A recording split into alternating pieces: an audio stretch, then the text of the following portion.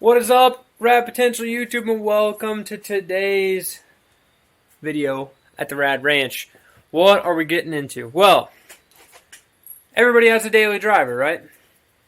This is my daily driver. Now, you might ask, why does a guy that has like a Corvette and can afford to maintain rotary cars and all that stuff daily drive a really beat up and crashed Jeep Cherokee? Well, here, let me tell you why. The most expensive part about owning a car, and comment below if you think you know what I'm going to say before I say it, but the most expensive part about owning a car is depreciation. Unless you have an old piece of junk like this, or it's a classic car, hot rod. And, you know, those two caveats are probably the majority of the people I'm speaking to, but imagine this. Say you buy a $40,000 new BMW, whatever, right? You own it for 5 years. At the end of your 5 years, what's it worth? 20 grand. So, if you divide 20 grand over the 5 years, that's $4,000 a year of money you just lost, in addition to the money you paid for it, you know, because it depreciated. You never get the money back. Now, reframe that on, let's say, Corvette, right? Or this Cherokee. You buy it. Cherokee was free. What do I have to do to it? Well, let's see. I had to put an ignition coil in it. I got to do rear brakes right now tonight. I bought a radio and I bought a new grill for $25. The total investment to this day is what? Maybe $500? I put almost 20,000 miles on this sheet. Find me a better deal and I'll gladly take it. So, what do we have to do tonight? Well, unfortunately, it's nothing rotary related, but I'm going to put new drums on the back of this thing, new drums and rotors. So this is the old Freep, the Jeep, the cheap Jeep, the cheap, however you want to say it. We got some parts store special brake shoes. For those of you who've never seen, this is how a drum brake shoe works. It expands. There's two of them. And then this box doesn't explode. Right here, we got the new hotness brake drums. Now, you might be like, well, what if the brake drums are good? I don't know. They might be, the ones that are on it. But I heard a really atrocious noise while I was driving through my fairly high-class work parking lot the other day. And a couple people were looking at me like I was crazy. And then I turned my music down and realized that, you know, all the noises I was hiding with me having my volume up super loud, that it was literally sounded like it was going to fall apart, and my mechanical sympathy told me that I should not drive it until I investigated further. I have noticed that my brake pedal has gotten pretty squishy over the past couple, year of driving, and the rear brakes had been making noise, so I guess, now it's time to finally give the daily beater some attention. So, let's get this thing jacked up, get the wheels off of it, and get in there and look at it. I did drive the rotary truck to work today. It was a perfect day. Only got maybe 4 mad Karens looking at me funny, and I got 3 thumbs up on the way home. So, shout out to the 3 people that gave me thumbs up on the interstate, because you make my day better.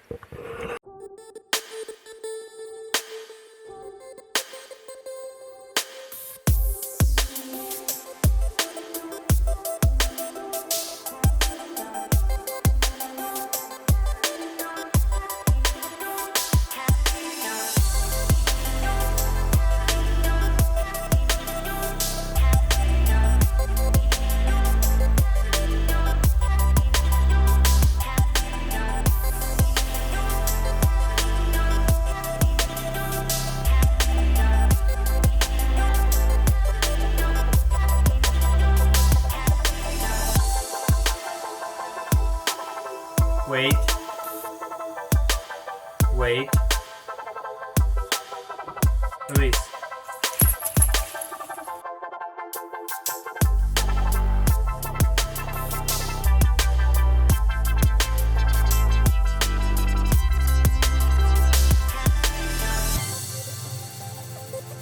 Alright guys, we have found the issue. So for those of you who've never seen a drum brake before, it's not supposed to look like this. See, there was definite metal on metal contact. This feels like your mother's washboard. And this right here is what's supposed to be there.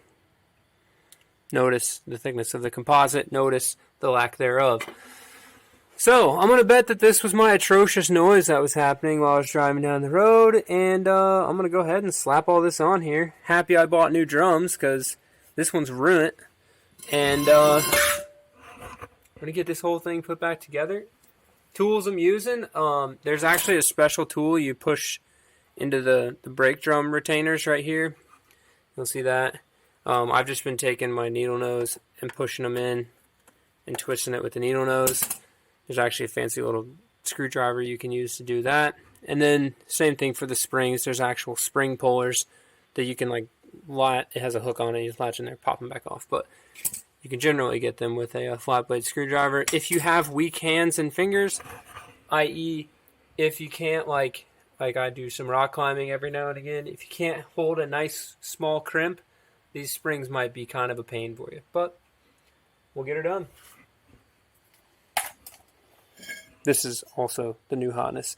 And since we're rolling with the other camera stick thing that I have, we got to use some custom camera holders. So this is my tripod for tonight. A RAD Engineering basket weave and a 300ZX 4-lug wheel.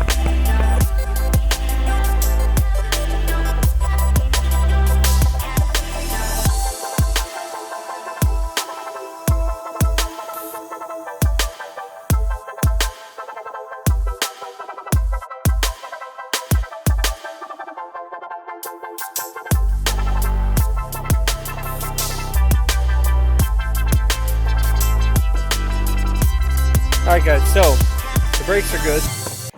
I'm about to ruin my red Sparco seat by sitting in it with dirty pants. But I need to move the silver car inside, and I don't feel like changing my clothes, so here we go. Cold start on the silver car, turn the key on, 5 pumps. Dang.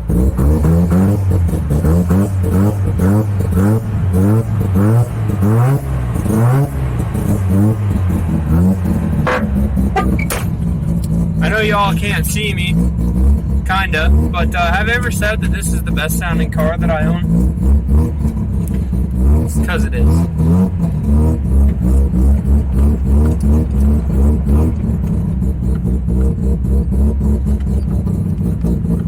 Man, how about this tuned Weber?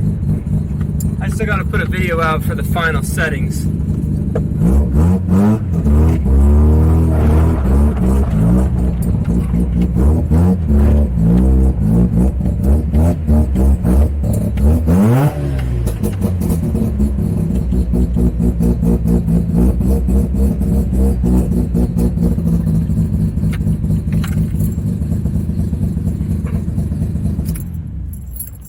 Hashtag not afraid to turn my rotary off cold, because I'm not going to be starting it for a couple days, therefore it won't be flooded. Alright, so now that we have concluded the Eric's evening of this, or the Eric's evening portion of this video, let's get into some fun. What is up, RAD Potential guys? We are continuing the video into the second day of just ranch productivity. So, as you can see, we're out here in the yard, in the front yard, which is a place y'all generally don't get to visit. But we got to take the pickup truck. I got Calvin hooked me up with some tires and wheels for my trailer, and we're going to take this trailer back to Charles. So this is Johnny and Charles' trailer.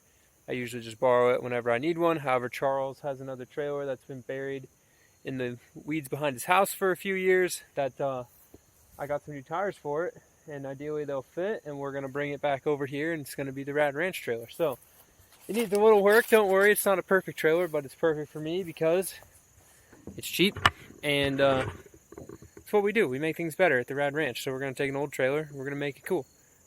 A little rainy evening, but yeah, so we did brakes on the Jeep last night, and we're doing the truck tonight. So let's go, or the trailer tonight. We're gonna go rescue it. So let's go get it.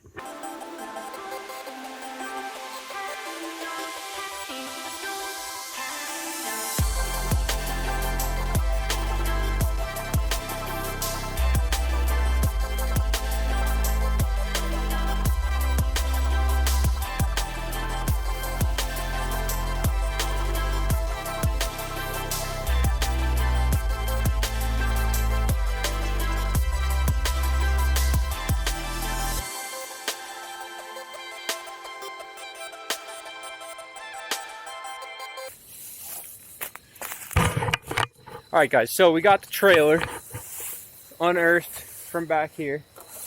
Notice it doesn't have a roof on it anymore. This is hopefully coming home with us as well. This is a rotary truck frame that's had all the suspension mounts cut off of it, such that we can use this on Burt truck to build the custom chassis for it. So hopefully Charles and I can he-man this thing over here on the back of the truck. Check out them rims though.